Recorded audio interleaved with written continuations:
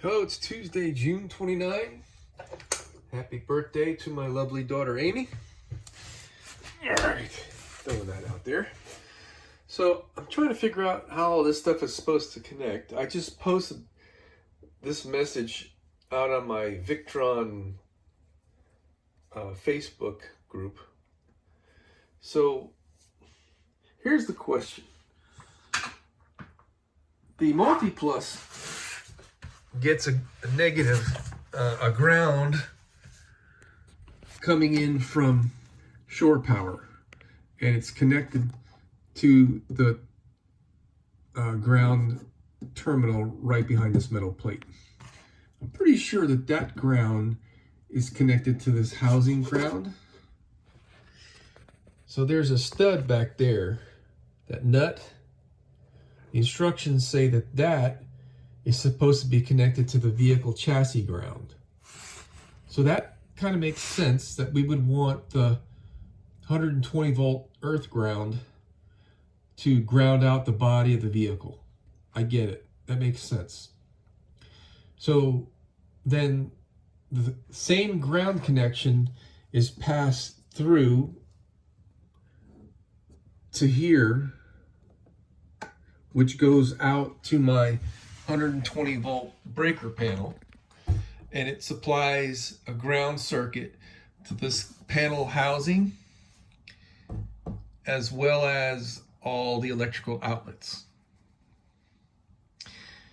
And that makes sense.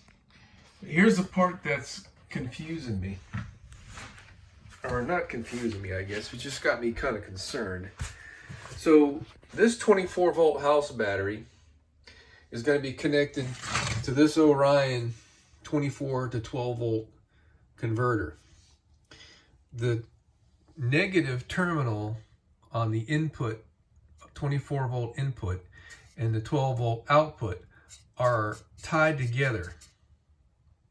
So both my 24 volt battery negative and my 12 volt battery negative, or my 12 volt output, are connected together, which I could see that working fine, because the positives of the 24 volt have nothing to do with the positives of the 12 volt. They're isolated from one another, just due to the nature that they're connected to different things. So now from here, I'm going to be connected to this fuse box. This is my 12 volt fuse box. The 12 volt fuse box has got positives and negatives. Let's see if I can open this thing up right here. Can't. All right, there it is. So right here, there's the positive input terminal, and it feeds all these fuses on one side, and the other side of all these fuses are connected to each of these terminals. So each of these terminals gets a positive 12 volt feed from here. All the negatives for all these circuits are connected to these terminals. And all these terminals are connected to this terminal, which is your power supply negative. Okay, this is Blue Sea. Let's see if I got the info on that.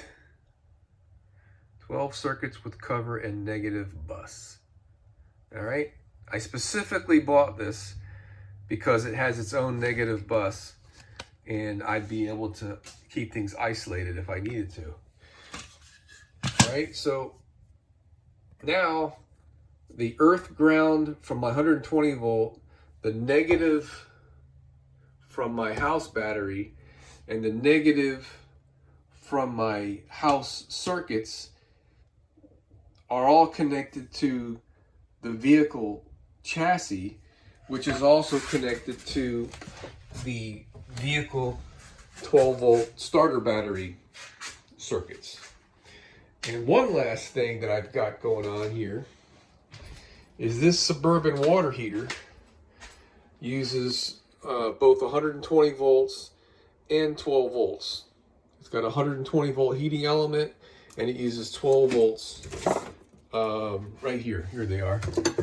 There's the 12 volt power supply, negative and positive. This operates the gas valve and the ignition system to light the burner, and all that stuff is hooked in series with temperature sensors and stuff. This is the 120 volt power supply for the water heater, and it has a ground in it. This ground is hooked to the housing of the water heater. The negative 12 volt right here is also connected to the housing of the water heater. The housing of the water heater is connected to the body, on metal body on the outside. It's screwed to the body, so all these negatives and the 124 volt ground are all tied together here as well. Now, I'm all right with all the DC stuff being connected together, but the earth ground also being connected to everything is a little bit freaky. So if anybody's got any input on that, I'd sure like to hear it. All right, so for now, what I'm trying to do is figure out where all my stuff is going to be mounted. I'm pretty sure, well, I know my Multiplus is going there because I've already got it mounted to the wall, and I've already got holes in the floor. That's going there. My battery's going right here. I haven't screwed it to the wall yet. My solar charger is 11.61 inches wide and 8.35 inches tall. And that's for these specific solar chargers. I'm probably going to go with the 250-100. And so it's therefore about the size of that sheet of paper. That's 8.5 by 11. So it's a little bit taller and a little bit narrower than that sheet of paper, but that represents pretty much where that thing can be hanging. So now I got to figure, I think I'm going to put my 24 to 12 volt guy here. And then all my 12 volt circuits somewhere around it. All of my 12 volt circuits, which they're not here, they're all wadded up right there. And all that stuff is going to be coming down here to be connected to this. I think it's about, I don't know, 1, 2, 3, 4, 5, 6. It's more than 6 circuits that I have.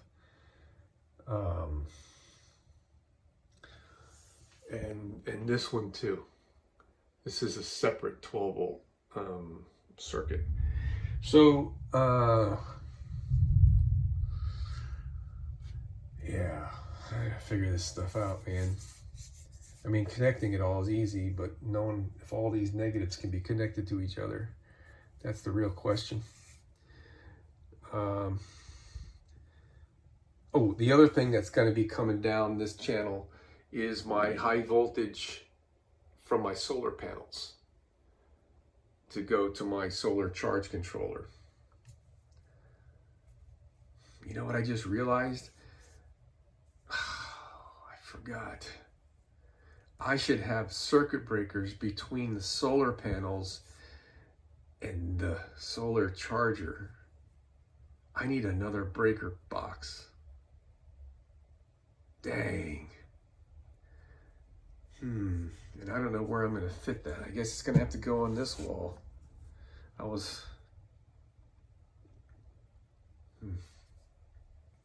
Yeah, I need to be able to isolate my solar panels from this for safety and for maintenance.